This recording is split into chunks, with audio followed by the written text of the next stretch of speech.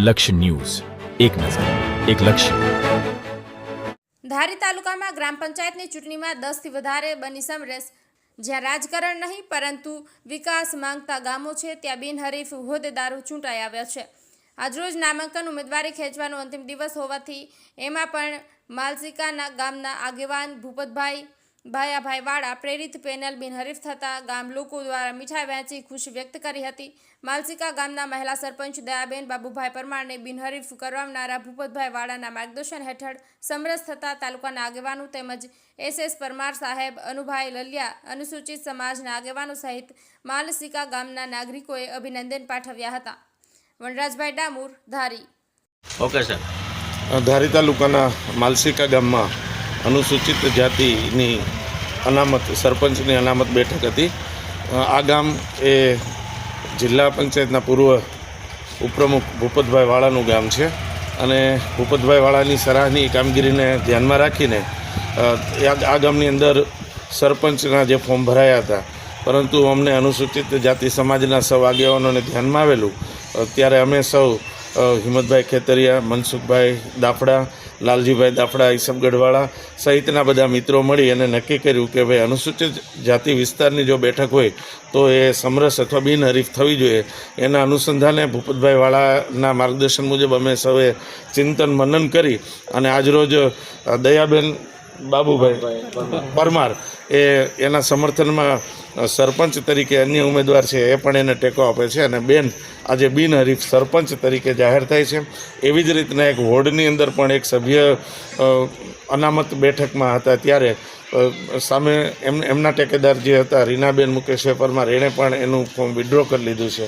એટલે કે માલસીકા ગામની અંદર સરપંચ પણ ભૂપતભાઈ ભાયાબાપુવાળાનું જે ટીમ છે એ ટીમના સમર્થનમાં સરપંચ આજે બિનહરીફ જાહેર થાય છે, સભ્ય પણ એક બિનહરીફ જાહેર થાય છે.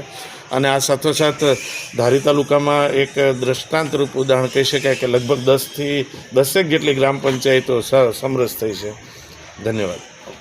ગ્રામ પંચાયતની ચૂંટણીનો માહોલ ચાલે છે, તેમાં આજરોજ ધારી તાલુકાનું મારું ગામ માલસીકામાં અનુસૂચિત જાતિની સરપંચની બેઠક હોય તો અનુસૂચિત જાતિના અમે 2 ફોર્મ ભર્યા હતા. એક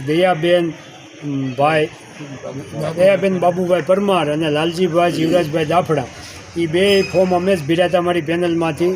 એક ડમી તરીકે ભર્યું હતું. આજે લાલજીભાઈ સ્વેચ્છાએ અમારી અને અમારા બધાના સમર્થનમાં ફોર્મ પાછું ખેંચી બેન શ્રી દયાબેન બાબુભાઈ પરમારને બિનહરીફ જાહેર કર્યા છે. એ બદલ લાલજીભાઈનો ખૂબ ખૂબ આભાર. ધારી તાલુકા દલિત સમાજના આગેવાન અને અમારા માર્ગદર્શક શ્રી પરમાર સાહેબ, હિંમતભાઈ ખેતરિયા, મનસુખભાઈ, મહેશભાઈ વેકરિયાપરા, દરેક તાલુકાના દલિત સમાજના આગેવાનો અને અમારા ગામના દલિત સમાજના આગેવાનો અને બધાય ગામ લોકોનો ખૂબ ખૂબ આભાર.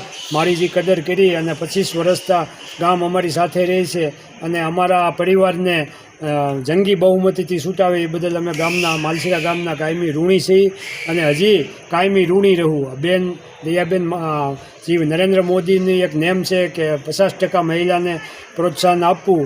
એટલે આ અનુસૂચિત જાતિ જનરલની સીટ હોવા છતાં ગામની એક દીકરી તરીકે દયાબેનને અમે અને ગામ લોકોએ પસંદ કર્યા છે અને એને આજ બિનહરીફ જાહેર કર્યા છે. તેથી ગામ લોકોનો ખૂબ ખૂબ આભાર, દલિત સમાજનો આભાર, દરેક આગેવાનોનો ખૂબ ખૂબ આભાર.